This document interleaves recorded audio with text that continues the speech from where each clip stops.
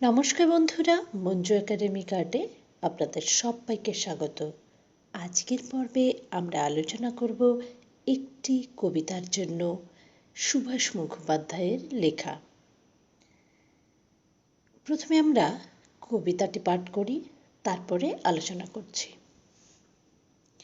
একটি কবিতা লেখা হবে, তার জন্যে আগুনের নীল শিখার মতন আকাশ রাগে রি রি করে। সমুদ্রের ডানা ঝাড়ে দুরন্ত ঝড়, মেঘের ধূম্র জটা খুলে খুলে পড়ে। বজ্রের হাক ডাকে অরণ্যে সারা, শিকড়ে শিকড়ে পতনের ভয় মাথা ঘুরে মরে। বিদ্যুৎ ফিরে তাকায়, সে আলোয় সারা তল্লাট জুড়ে রক্তের লাল দর্পণে মুখ দেখে ভস্মলোচন। একটি কবিতা লেখা হয় তার জন্যে। একটি কবিতা লেখা হবে, তার জন্যে দেয়ালে দেয়ালে এঁটে দেয় কারা অনাগত একদিনের ফতোয়া। মৃত্যু ভয়কে ফাঁসিতে লটকে দিয়ে মিছিলে এগোয়। আকাশ বাতাস মুখরিত গানে গর্জনে, তার নখ দর্পণে আঁকা নতুন পৃথিবী, অজস্র সুখ, সীমাহীন ভালোবাসা। একটি কবিতা লেখা হয় তার জন্যে। আমরা যদি এই কবিতাটির আলোচনা করি বা এই কবিতাটি সম্বন্ধে বিস্তৃত বলার চেষ্টা করি, তাহলে আমরা দেখব যেখানে একটা কনসেপ্ট সুভাষ মুখোপাধ্যায় দেখাচ্ছেন, যে শ্রমজীবী মানুষেরা যখন অত্যাচারিত বা শোষিত হতে হতে দেয়ালে তাদের পিঠ ঠেকে যায়, তখন তারা কিন্তু প্রতিবাদ করে ওঠে। এবং সেই প্রতিবাদ কেমন, কতটা ভয়ানক, কতটা যন্ত্রণার্ত, কতটা বেদনার্ত, সেই জায়গাটা কিন্তু এই কবিতার মধ্যে তিনি ধরতে চেষ্টা করেছেন। আমরা হিন্দি এবং বাংলা দুটো ভাষাতেই এই কবিতাটির আলোচনা করার চেষ্টা করছি। একটি কবিতা লেখা হবে, এক কবিতা লিখি যায়গি, তার জন্যে আগুনের নীল শিখার মতন আকাশ রাগে রি রি করে। उसके लिए आग जैसे उसकी नील शिखाएं और उसी की तरह आसमान गुस्से से छटपटा रहे। এই জায়গাটায় আমরা যদি দেখি যে তার জন্যে আগুনের নীল শিখার মতন আকাশ রাগে রিরি করে, এই জায়গায় রাগে রিরি করা এটা মানুষের ধর্ম, কিন্তু সেই ধর্মকে কবি আকাশের উপর আরোপ করেছেন। এখানে সমাসক্তি অলঙ্কার। আমরা যদি দেখি আগুনের নীল শিখা, আগুনের শিখা সচরাচর লাল হয়, কিন্তু সেখানে আগুনের নীল শিখার মতন কেন বলছে? আগুনের নীল শিখার মতন। আগুনের লাল রঙের শিখা হয়, কিন্তু এখানে বলছে নীল শিখা। আমরা দেখি যখন কোনো মানুষ শোষিত হয়, বঞ্চনায় ক্লান্ত হয়, বঞ্চনায় বিধ্বস্ত হয়, অথচ সে প্রতিবাদ করতে পারে না, কারণ তার মধ্যে এমন একটা অসহায়তা রয়েছে যে সে প্রতিবাদ করলে তার জীবনে নেমে আসবে আরও ভয়ানক অসহায় দিন। সেই ভয়ে, সেই অসহায়তায় সে ছটফট করতে থাকে, সে গুমড়ে মরে, প্রতিবাদ করতে চায় কিন্তু পারে না।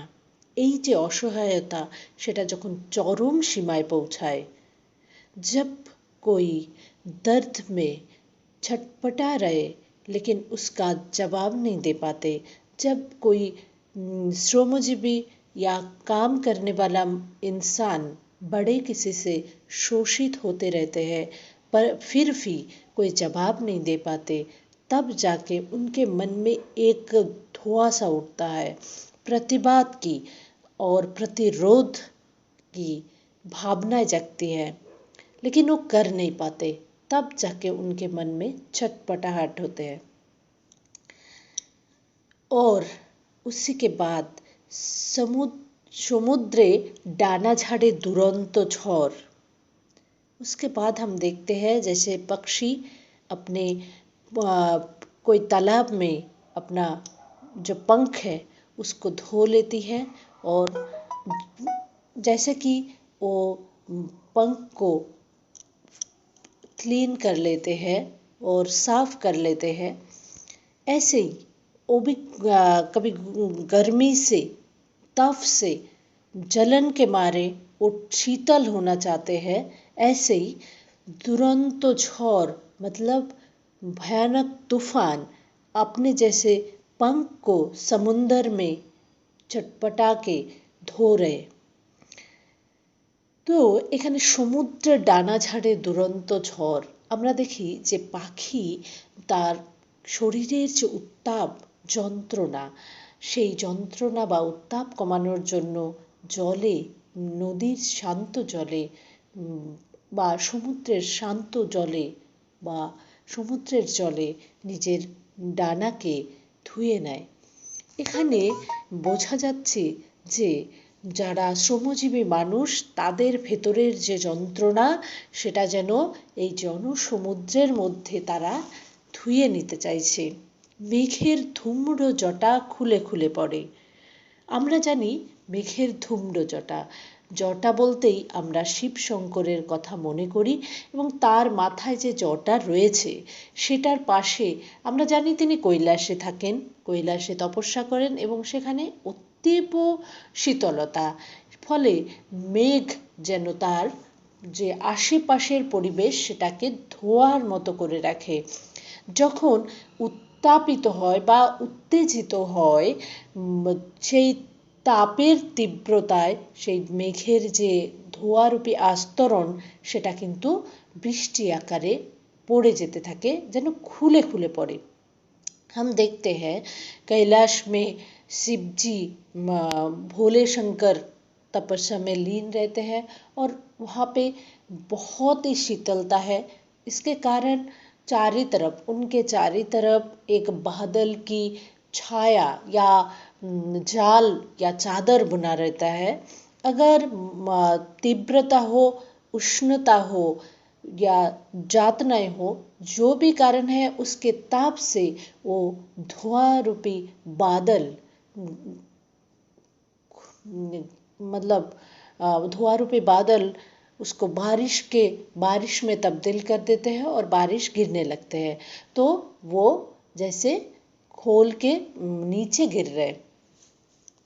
বজ্রের হাক ডাকে অরণ্যে সারা। वज्र जो बिजली गरजते हैं तो एक आवाज़ सा होता है, उस आवाज़ में जैसे फॉरेस्ट में हलचल मचते है, क्योंकि उसके बाद जब आग गिरते हैं तो पूरे फॉरेस्ट जल जाते हैं, इसीलिए उनके अंदर एक खलबली समझ जाते हैं। বজ্রের হাক ডাকে অরণ্যে সারা, এখানে লেখক বা কবি বলতে চেয়েছেন যে এই যে প্রতিবাদের স্বর সেটা যদি বজ্রের মতো তীব্রভাবে এসে পড়ে তাহলে সমস্ত জনসমুদ্রে একটা ঢেউ পড়ে যায়। এবং অরণ্যে সারা, অরণ্য মানেই আমরা জানি যে বড় বড় গাছের একটা মেলা, সেখানে বৃহৎ বৃক্ষের সমাহার, এবং সেই বজ্রের যে গর্জন বা বজ্রের থেকে গর্জনের পর যদি আগুন সেই অরণ্যে পড়ে তাহলে সমস্ত বৃক্ষ জ্বলে যাবে। সেই জ্বলে যাবার ভয়েই তাদের মধ্যে সাড়া পড়ে যায়। এখানে যারা শোষণ করে তাদের মনে ভয় জেগে ওঠে যে এই প্রতিবাদ বা এই বিদ্রোহের আগুন যদি জ্বলে ওঠে তাহলে আমরা ধ্বংস হয়ে যাব। শিকড়ে শিকড়ে পতনের ভয়, মাথা খুঁড়ে মরে। শিকড়ে শিকড়ে মানে প্রতিটি অত্যাচারী মানুষের মনে ভয় ঢুকে যায়, তাদের পতনের ভয়, যে তারা এতদিন ধরে যে সাম্রাজ্য তৈরি করেছে সেই সাম্রাজ্য ধ্বংস হবার ভয়। যদি প্রতিবাদের আগুন আসে তাহলে তারা নিশ্চিত ধ্বংস হবে, এটা তারা জানে। अगर ये जो साधारण जनसमुद्र है जनता है, अगर उनके अंदर की गुस्सा निकल गए तो जो बड़े आदमी इन पर शोषण चलाते हैं अपना, वो डर रहे कि कहीं इनके प्रतिरोध से अपना जो दुनिया बनाया, बहुत निष्ठुरता से, क्रूरता से जो महल बना लिया, खड़ा किया, वो गिर ना जाए, वो पतन ना हो जाए, उसका ध्वंस ना हो जाए।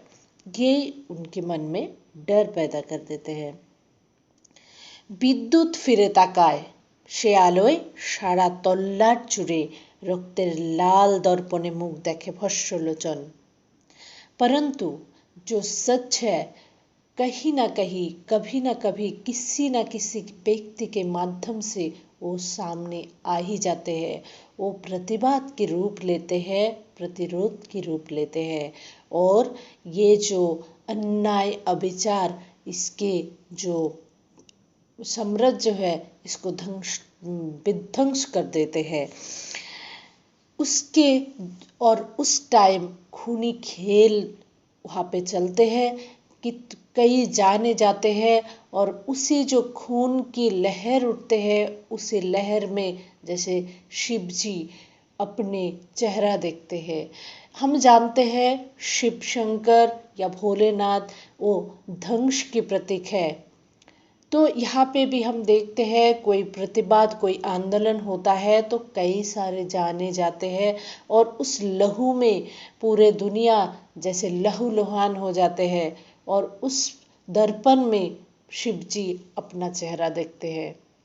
এখানে আমরা দেখব যে বিদ্যুৎ ফিরে তাকায়।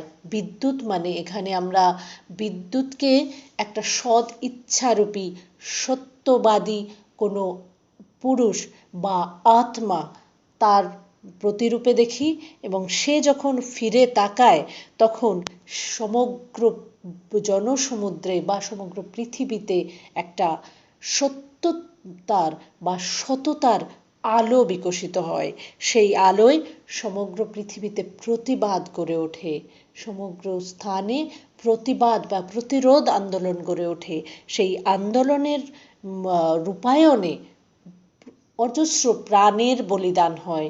সেই যে প্রাণ নিঃসৃত হবার যে রক্ত, সেই রক্তে লাল হয়ে যায় এই পৃথিবী, আর সেই লাল হওয়া পৃথিবীতে শিব নিজের মুখ দর্শন করে।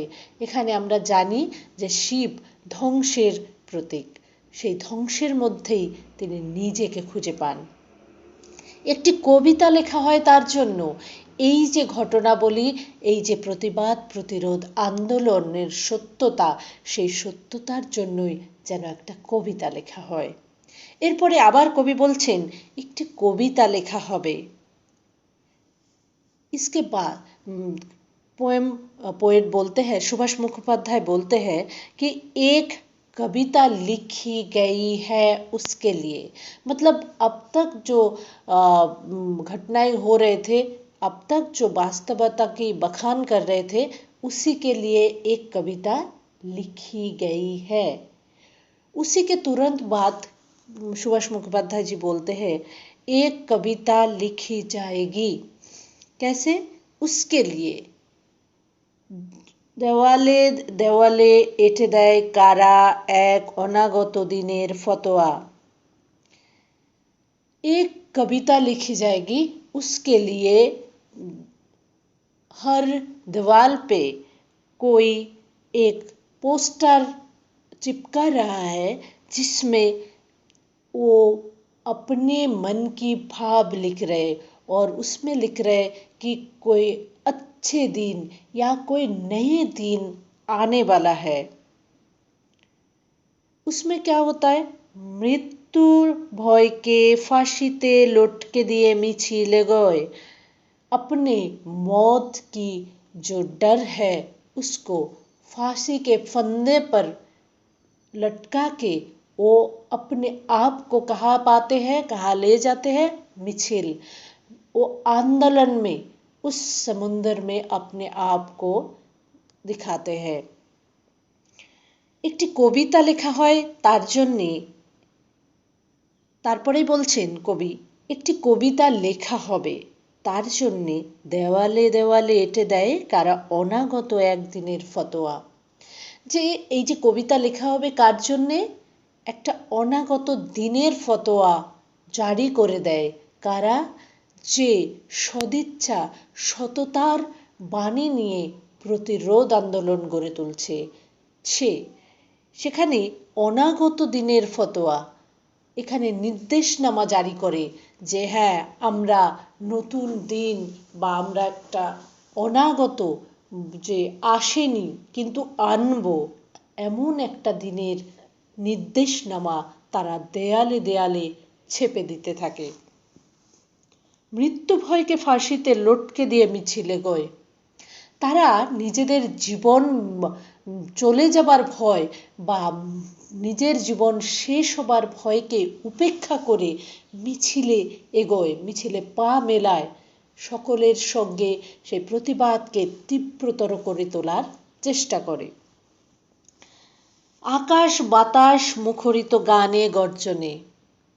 আমরা জানি যে কোনো আন্দোলন সেভাবেই এগোয়, সেখানে জোরালো ভাষা দেবার জন্য কখনো গান, কখনো ভাষণ, কখনো স্লোগানের মাধ্যমে মানুষ নিজেদের বক্তব্যকে শোষক শ্রেণী বা উচ্চ শ্রেণীর কানে পৌঁছে দেবার চেষ্টা করে। সেই গান বা গর্জনে आकाश बाताश मुखरित हुए उठे।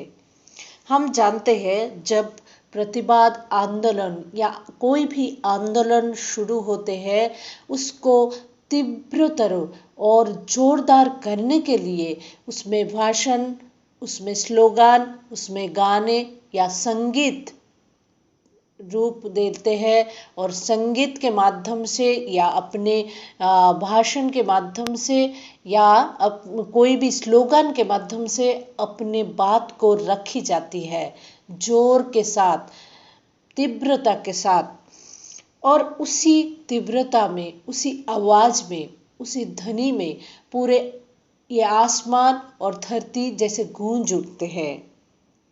उसी के छोटे एक हिस्से में नए पृथ्वी हमारे सामने आती है, और उसमें हम ये पाते हैं कि बहुत सारे प्यार और बहुत सी खुशियाँ। ये होता है नए एक पृथ्वी। একটি কবিতা লেখা হয় তার জন্যে, उसके लिए एक कविता लिखी गई है, ऐसे সুভাষ মুখোপাধ্যায় जी बोलते हैं। আমরা জানি যে কোনো প্রতিবাদ আন্দোলনে ভাষণ বা যে কোনো বক্তব্য রাখা হয়, স্লোগান উচ্চারিত হয় এবং সঙ্গীতের মাধ্যমে নিজেদের কথাকে তীব্রতর করে তোলা হয়। তারই একটি মাত্র ঝলকে নতুন পৃথিবী গড়ে ওঠে। সেই পৃথিবীতে সীমাহীন ভালোবাসা থাকে, সীমাহীন সুখ থাকে। এই কথাটি সুভাষ মুখোপাধ্যায় বলছেন, এবং বলছেন একটি কবিতা লেখা হয় তার জন্যে। এই যে নতুন পৃথিবী যেখানে সীমাহীন ভালোবাসা, অজস্র সুখ থাকবে, সেই পৃথিবীর জন্যই, সেই নতুন পৃথিবীর জন্য একটি কবিতা লেখা হয়। সুভাষ মুখোপাধ্যায় এখানে এটাই বলতে চেয়েছেন যে আমরা যদি সৎ ইচ্ছা নিয়ে বা সততার সঙ্গে আমাদের যন্ত্রণাকে সহ্য না করে তার বিরুদ্ধে প্রতিবাদ আন্দোলন গড়ে তুলি, সেই প্রতিবাদ আন্দোলনে নতুন একটা দিন আমাদের সামনে আসতে পারে, নতুন একটা পৃথিবী আমাদের সামনে গড়ে উঠতে পারে, যে পৃথিবীতে সুখ, ভালোবাসা এর কোনো অভাব হবে না। বন্ধুরা, আজকের পর্বে এটুকুই। আমরা ফিরে আসবো পরের পর্বে। ততক্ষণ পর্যন্ত আপনারা খুব ভালো থাকুন। নমস্কার।